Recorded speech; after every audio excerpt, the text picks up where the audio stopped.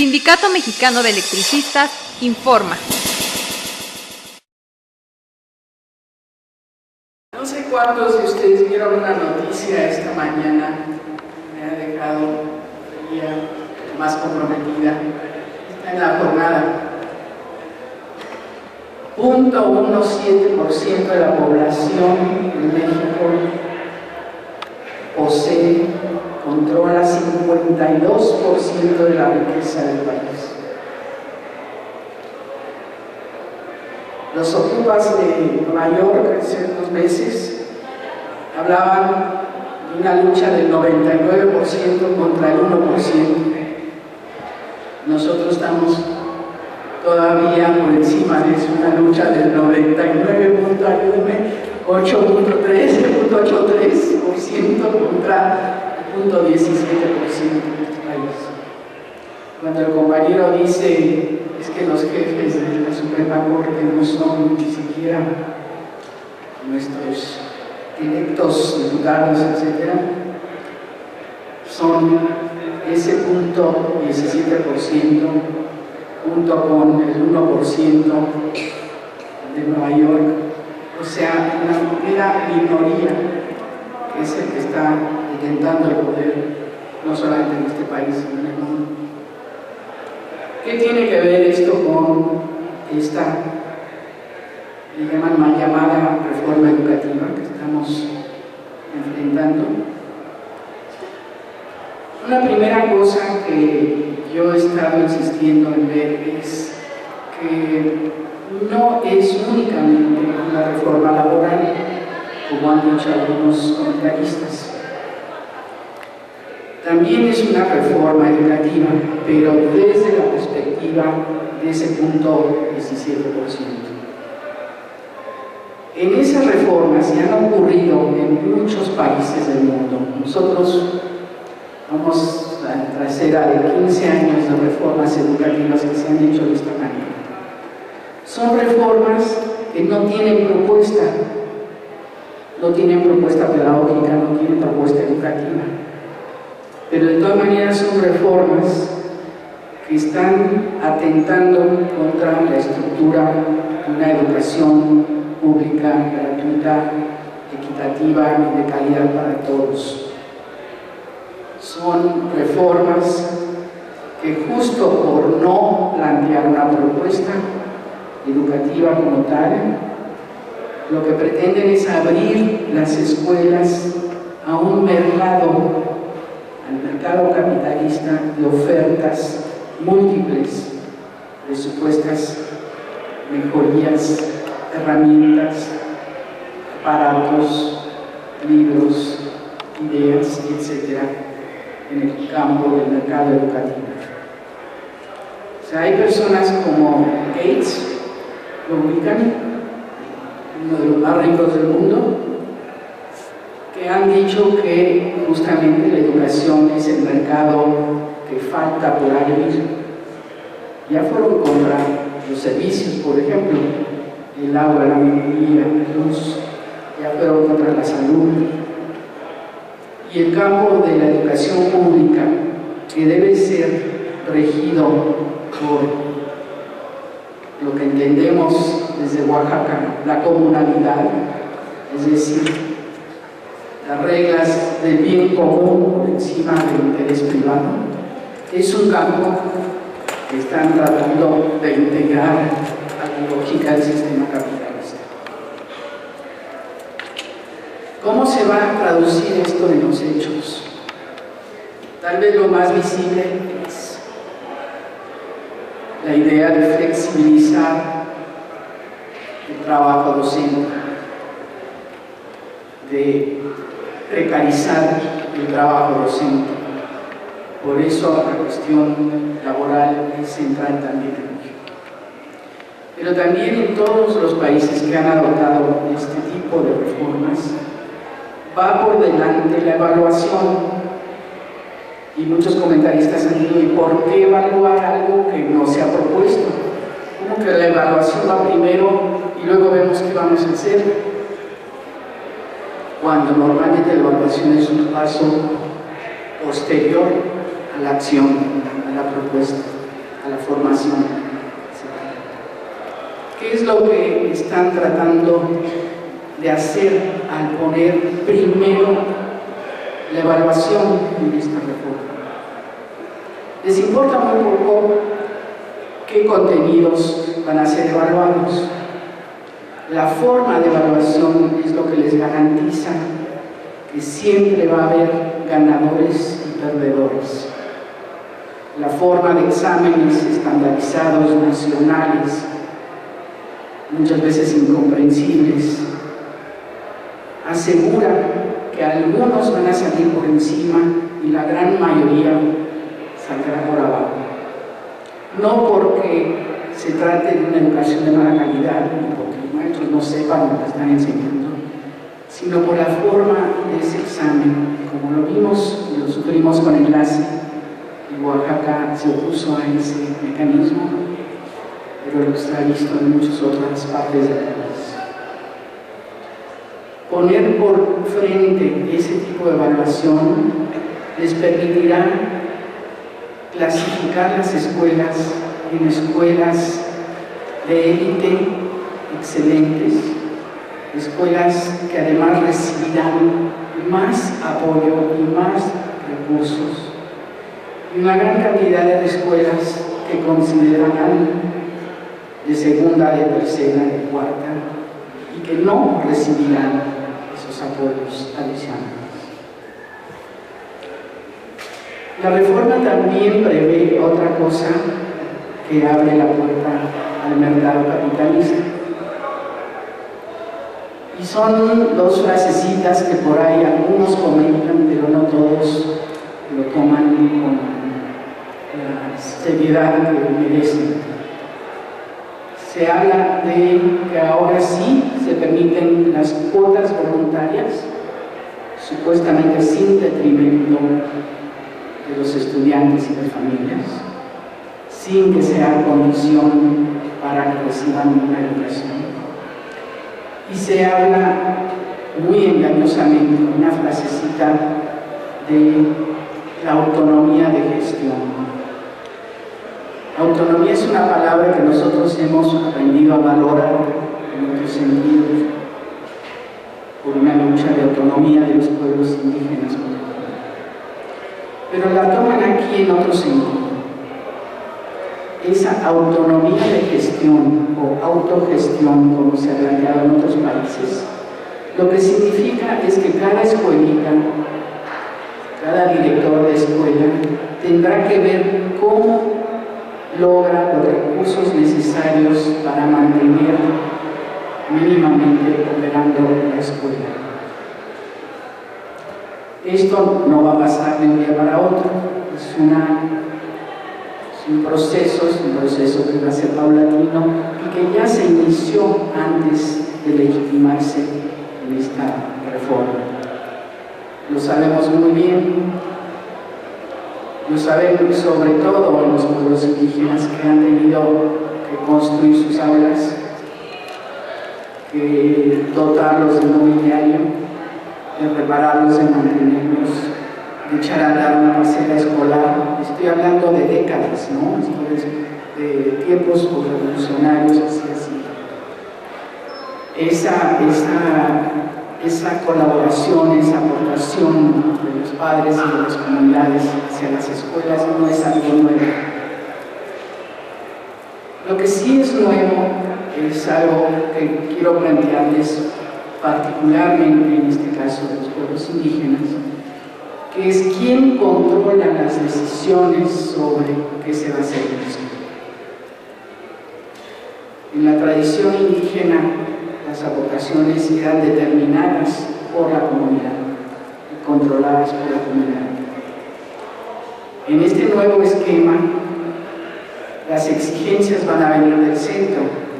La escuela tiene que tener tal cosa y se tienen que contratar con tales y tales compañías para las construcciones y tienen que adecuar la escuela porque ahí les va el equipo preinstalado supuestamente, pero si tienen equipo de cómputo tienen que tener instalación, tienen que tener chapas en las puertas para que no se la roben, tienen que hacer cortinas, tienen que tener calidad del Internet. Tienen una gran cantidad de gastos que se generan por el hecho de que supuestamente están en equipo. Es un poco como las compañías de teléfonos, ¿no? O sea, ahí te regalan el Samsung, qué sé yo, ¿no?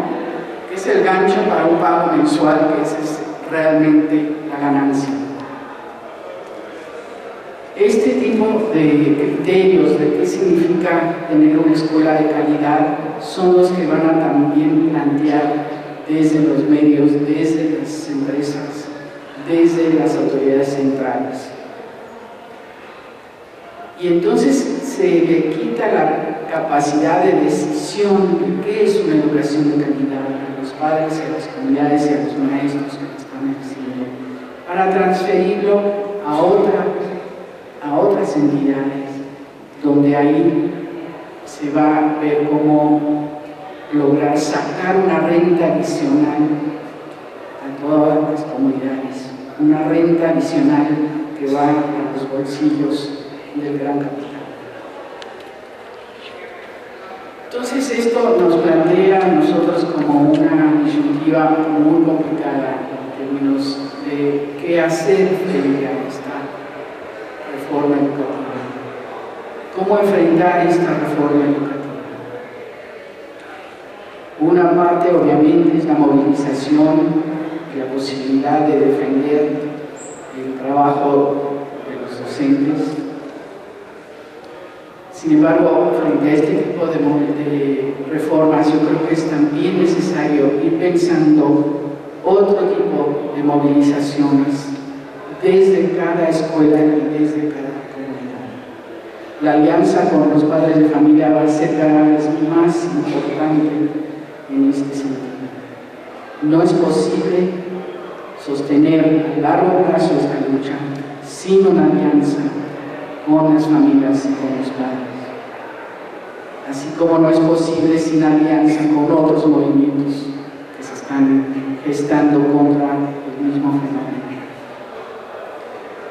Es muy importante que en esta alianza con los padres se tome en serio también lo que es su opinión sobre lo que es una buena enseñanza. Y están siendo bombardeados por la televisión, por ejemplo, con imágenes prefabricados que son parte de la manera de desprestigiar y de linchar el magisterio de los medios. Imágenes que nos dibujan aulas con cierto tipo de construcciones, con cierto tipo de equipamientos, con cierto tipo de maestros que son muy poco reconocibles para los que hemos pasado todo el tiempo en las aulas, ¿no? Están proyectando un imaginario que va a afectar la manera en que todos los padres de familia conciben lo que es una buena educación. Entonces, ¿cómo hacer para que realmente se haga una discusión muy sincera, muy honesta en términos de qué es lo que hacemos en las aulas, qué es lo que consideramos realmente una educación de calidad, qué es lo que nosotros podemos ofrecer como manera de blindar nuestras escuelas, de blindarlas frente a lo que se viene con esta reforma?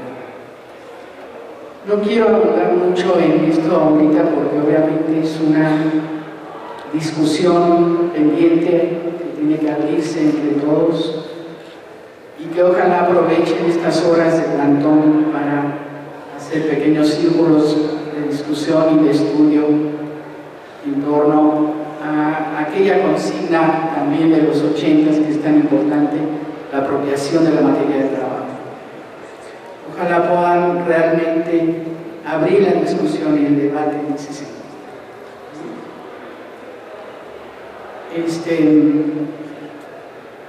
Ya hay algunas señales, y he mencionado algunas, de qué significa la privatización de la educación pública en este caso.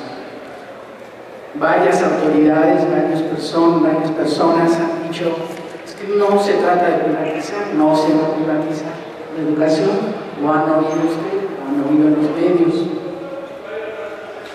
Y yo siempre contesto, bueno, claro, nadie va a comprar la SEP, ni siquiera se va a transferir, como en el caso de Luz y Fuerza, que se creó otra empresa para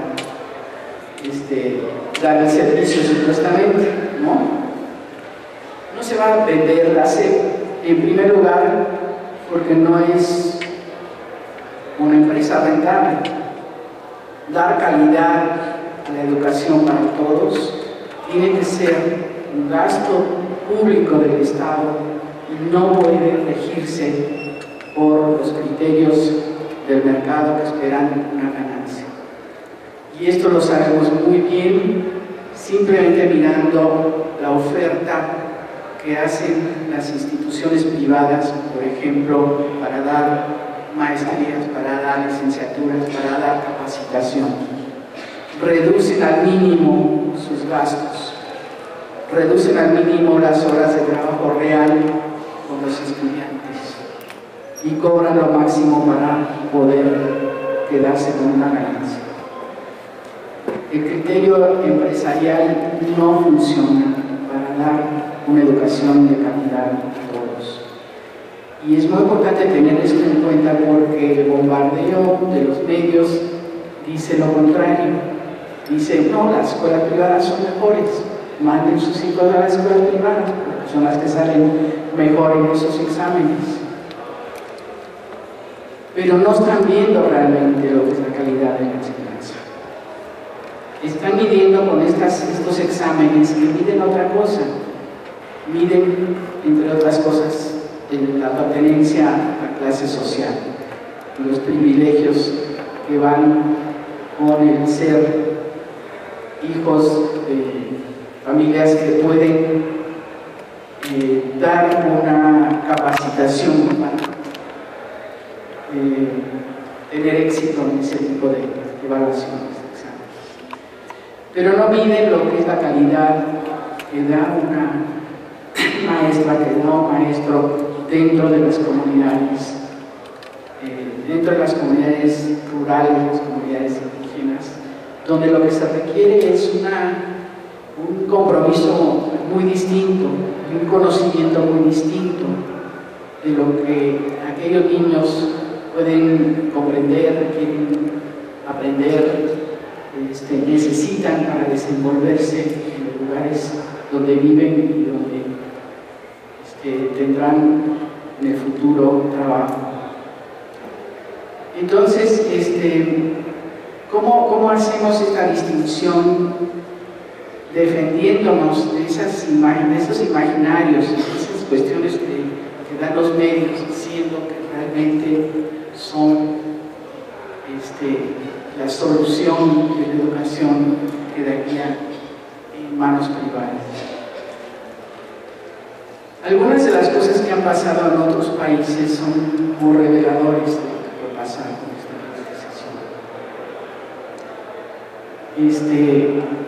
Al clasificar las escuelas, así como eran en el Porfiriato aquí en México, de primera, de segunda, de tercera, etcétera, de cuarta, lo que hacen es,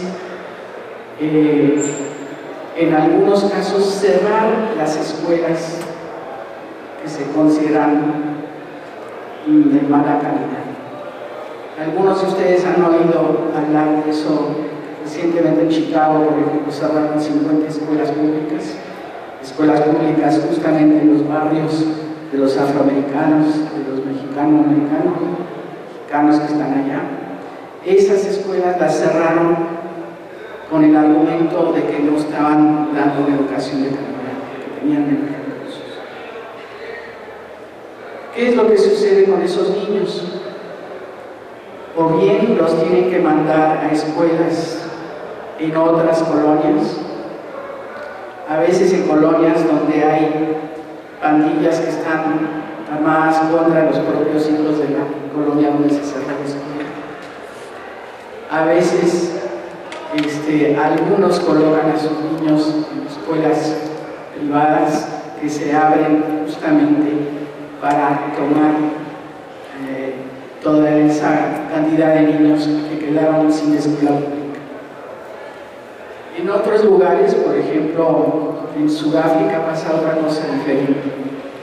Al clasificar las escuelas en de primera, de segunda, tercera, de cuarta, las escuelas de primera les dan la posibilidad de acordar con los padres de familia cuotas de inscripción muy altas, muy elevadas, cuotas de inscripción que las hacen parecidas a escuelas privadas, donde quienes no pueden pagar la cuota acordada por los padres no tienen entrada, se tienen que desplazar a otras escuelas donde no se cobren cuotas tan altas. Entonces, lo que sucede es como una polarización del sistema público que debe ser equitativo, igual para todos, en escuelas semi-privadas o escuelas privadas subvencionadas con fondos públicos del gobierno, y las otras escuelas que no tendrán ni subsidio de gobierno ni posibilidades de cobrar cuotas y que quedan en las condiciones de desventaja que los condenan a ser clausuradas. Entonces, este tipo de consecuencias de esta reforma están muy documentadas en muchos países y hay muchos movimientos en otros países en contra de este tipo de reformas, movimientos de padres de familia que se niegan a someter a sus hijos a los exámenes estandarizados, o movimientos de maestros, de supervisores incluso, que están en contra de lo que es el sentido de esta reforma. Entonces, ¿qué se puede hacer frente a esto? Creo que con el movimiento en Oaxaca particularmente tienen la ventaja de poder plantear una especie de barrera frente a los efectos de esta reforma nacional. Tienen la ventaja de lo que llaman el Plan de Transformación de la Educación de Oaxaca, el PTO, pero esa no da respuesta al trabajo día a día de los maestros en el grupo, lo deja justamente a la construcción de cada escuela. ¿Cómo hacer para que dentro de esta situación se pueda plantear una alternativa, por ejemplo a nivel de la SEMPEO, una alternativa propia, no esperando llegar a acuerdo con todos los maestros de Oaxaca, porque creo que eso va para nada, pero empezando a plantear una autonomía del sistema escolar de la SEMPEO, una autonomía de veras en el cual se puedan tomar acuerdos sobre qué vamos a tomar como criterio de una educación realmente de calidad. ¿Cómo vamos a definir nosotros, a partir de la experiencia que se tiene, a partir de los logros que han tenido en más de 30 años de trabajar la beta pedagógica, cómo plantear que ese tipo de educación es el que se va a tomar como parámetro de una educación de calidad? ¿Qué tienen como ventaja en este sentido el movimiento pedagógico que se emprendió? Las experiencias que se tienen, por ejemplo, con la creación de los materiales como los grandes libros en lengua indígena. Yo estuve presente en un congreso que se tuvo con padres de familia, niños y maestros en la ciudad de Oaxaca, y en el que se compartieron las experiencias de diferentes escuelas, ¿no? Que fue un punto de partida excelente en términos de consolidar una alternativa propia en las escuelas. Frente a lo que son los programas oficiales, si ustedes los conocen, ayer vi que nomás el de sexto es un tomo de este tamaño absolutamente imposible de digerir o leer, etcétera, etcétera. sería importante que sí dieran como acuerdos de qué temáticas son las más importantes. Primero que nada, cómo hacer para que se le dé un prestigio real al uso de las lenguas indígenas dentro de las escuelas. De alguna manera los maestros en escuelas indígenas han sido paralizados porque toda la atención se ha ido hacia la escritura de esas lenguas. Yo lo que he estado apoyando es más bien pensar en el uso oral de las lenguas indígenas con los niños, pero un uso oral que realmente le dé prestigio, legitimidad, valor, no solamente a las lenguas indígenas, sino también y sobre todo a los hablantes de esas lenguas. En lugares donde no hay niños ya que hablen la lengua, toda esta iniciativa de los nidos de lenguas es una alternativa muy importante.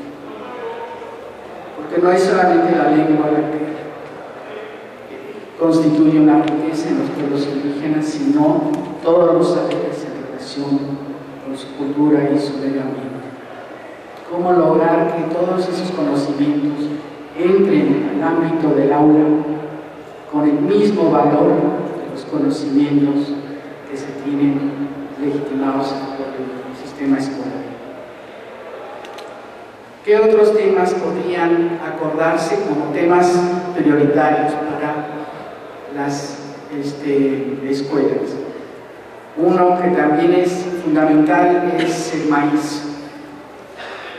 El maíz que, como han presentado varios de sus compañeros y biólogos en Oaxaca, tiene su lugar de nacimiento en el estado de Oaxaca, es patrimonio de Oaxaca y de los pueblos indígenas de Oaxaca, y que se está amenazando justamente por estos mismos intereses que están dominando la economía y que quieren sustituirlo con los llamados transgénicos, generadores de hambrunas en el futuro. Esas son nomás dos cuestiones que se pueden plantear como centrales en un movimiento pedagógico alternativo. Yo creo que se tendría que hacer mucho más trabajo, ya trabajo sobre contenidos, sobre lo que sí puede haber en los libros de texto que nos sirvan, lo que sí puede haber en los programas que damos que nos sirvan, pero cómo articular estos de una manera mucho más integral a partir de los problemas y de las preguntas que dan los propios niños y las comunidades. Es una tarea pendiente, una tarea que requiere la conjunción de mucha energía, no es algo de una persona, ni siquiera una pequeña comisión, pero que creo que sí se puede lograr de alguna manera. Teniendo este tipo de acuerdos, teniendo este tipo de firmeza en los criterios de calidad propia de la educación, les dará una fuerza mucho mayor, tanto para la alianza con los padres de familia, para que ellos se sientan incluidos también en definir qué es lo que quieren para sus hijos, como frente al embate que se viene de las empresas que van a estar vendiendo cualquier cantidad de alternativas, ofertas, aparatos, además supuestamente para elevar una calidad ficticia, pero realmente para hacer un mayor negocio. Entonces aquí lo dejo. Mantente alerta a nuestra transmisión.